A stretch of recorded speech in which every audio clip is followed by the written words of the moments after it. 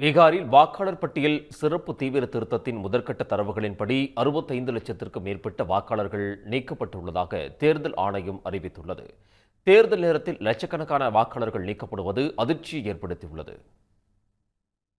பீகாரில் நடப்பாண்டு இறுதியில் சட்டமன்ற தேர்தல் நடைபெறவுள்ள நிலையில் அண்மையில் வாக்காளர் பட்டியல் சிறப்பு தீவிர திருத்தத்தை தேர்தல் ஆணையம் தொடங்கியது. 2023 வாக்காளர் பட்டியலில் இடம்பெற்றுள்ளவர்களைத் தவிர மற்றவர்கள் தங்களது அல்லது பெற்றோரின் பிறப்புச் சான்றிதழை வழங்க வேண்டுமென தெரிவிக்கப்பட்டது. ஆதார், வாக்காளர் அடையாள அட்டை, ரேஷன் கார்டு உள்ளிட்டவை ஏற்றுக்கொள்ளப்படாது என அறிவிக்கப்பட்டது சர்ச்சையை ஏற்படுத்தியது. 2025 வாக்காளர் பட்டியலின்படி பீகாரில் 7,89,69,000க்கும் மேற்பட்ட வாக்காளர்கள் இருந்தனர். இந்த நிலையில் வாக்காளர் பட்டியல் சிறப்பு தீவிர திருத்தத்தின் முதற்கட்ட தரவுகளை வெளியிட்டுள்ள தேர்தல் ஆணையம் 65 லட்சத்திற்கும் மேற்பட்ட வாக்காளர்கள் நீக்க